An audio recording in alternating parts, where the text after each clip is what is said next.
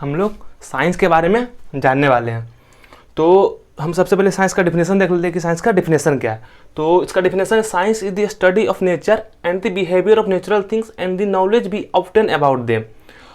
और जो the word science है has been derived from the Latin word scientia which means knowledge. सबसे पहले हम इसका मतलब समझ लेते हैं।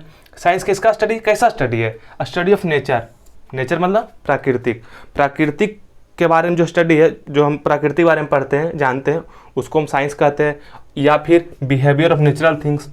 नेचुरल थिंग्स मतलब प्राकृतिक चीज़ के व्यवहार के बारे में, प्राकृतिक चीज़ या फिर प्राकृतिक चीज़ के व्यवहार के बारे में जो हम जानते हैं, उसके बारे में जो स्टडी करते हैं उसको बोलते हैं हम लोग science. And the knowledge be obtain about them. हम जैसे कोई प्राकृतिक चीज़ को देख रहे हैं, ऑब्जर्व कर रहे हैं और उससे हमको कुछ नॉलेज मिला, कुछ ज्ञान मिला, तो उसको हम बोलते हैं साइंस। जो साइंस वर्ड है, हाँ समझिए, साइंस वर्ड जो लैटिन वर्ड से डिराइव हुआ है। लैटिन वर्ड कैसा? Latin word scientia. साइंटिया क्या है? लैटिन वर्ड है, इससे डिराइव हुआ है। साइंटिया का मतलब होता है नॉलेज। देखिए नॉलेज होता है, तो साइंस क्या है? ऐसा हम बोल सकते हैं कि साइंस इज ए नॉलेज। लेकिन आपके मन में क्वेश्चन आएगा कि नॉलेज तो बहुत तरह का होता है नॉलेज, लेकिन किस तरह का नॉलेज? अगर हम बोल दें कि चलिए आप पूछे भाटी साइंस, हम बोल दे सीधा सीधी सिंपल सा आंसर कि साइंस क्या है? Science is a knowledge. But what types of knowledge. हम आपसे क्वेश्चन पूछे कैसा नॉलेज, किस तरह का नॉलेज, तो जैसे कि आप समझिए इस बात को कि नॉलेज मतलब क्या होता है? ज्ञान।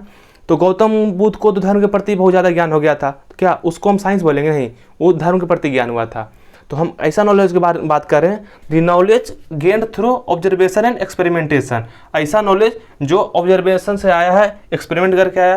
क्योंकि नॉलेज तो बहुत तरह का हो सकता है, जैसे कि गौतम बुद्ध को धर्म के प्रति ज्ञान आ गया था, किसी व्यक्ति को किसी और क्षेत्र में ज्ञान हो जाए तो उसको हम साइंस नहीं बोलेंगे। किसको साइंस बोलेंगे? ऐसा नॉलेज जो हमको ऑब्जर्वेशन मतलब क्या होता है? ऑब्जर्वेशन मतलब होता है ध्यान से देखना। हम किसी चीज़ को ध्यान से देख रहे हैं और उस कुछ प्रयोग कर रहे हैं। एक्सपेरिमेंटेशन मतलब होता है प्रयोग करना। हम लैब वगैरह में एक्सपेरिमेंट करते हैं, क्या करते हैं? प्रयोग करते हैं।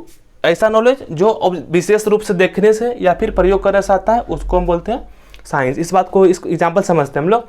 जैसे कि हम देखते हैं कि जो सन है, सन हर रोज़ पूरब की दिशा में उगता है और पश्चिम दिशा में डूब जाता है। तो हमारे ऑब्जर्वेशन, हम रोज़ इन देख रहे हैं, हर रोज़ देख रहे हैं। तो कोई ऐसा व्यक्ति आया होगा जो ये बात बोला होगा कि चलिए जो सन है always rises in the east and always sets in the west. कोई व्यक्ति होगा जो ये बात बोला होगा, तो क्या ये हमारा ऑब्जर्वेशन नहीं था? हम भी देख रहे हैं। वो व्यक्ति भी देखा और वो कुछ ऑब्जर्व किया और बोल दिया कि क्या है, सन बना दिया, डिफिनेशन बना दिया कि sun always rises in the east and sets in the west. ये हमारा ऑब्जर्वेशन है।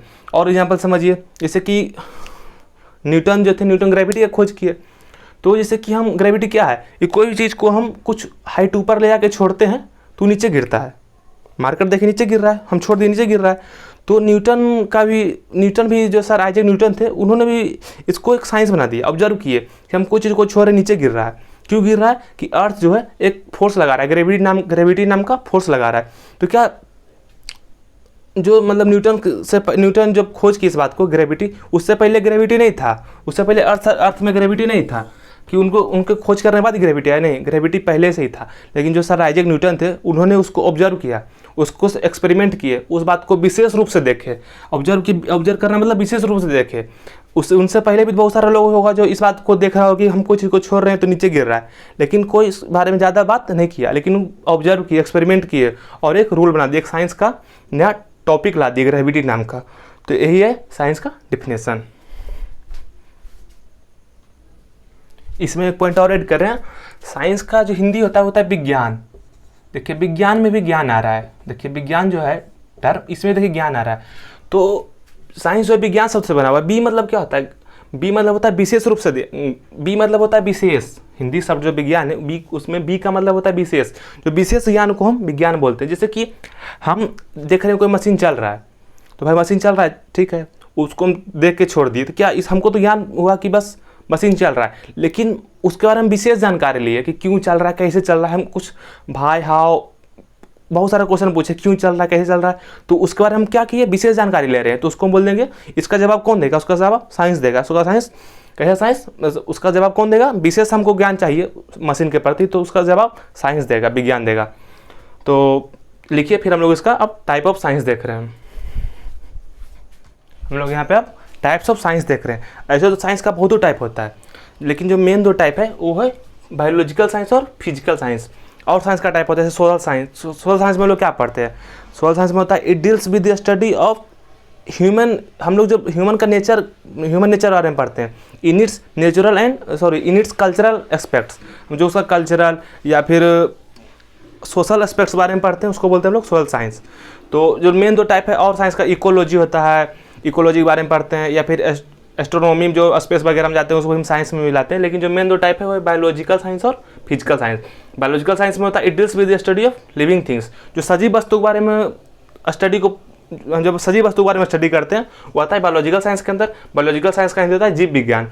और जो फिजिकल साइंस होता है वो होता है नॉन लिविंग थिंग्स के स्टडी के बारे में। जो निर्जीव वस्तु के बारे में हम स्टडी करते हैं उसको रखते हैं फिजिकल साइंस के अंदर। उसको फिजिकल साइंस का हिंदी होता है भौतिक विज्ञान।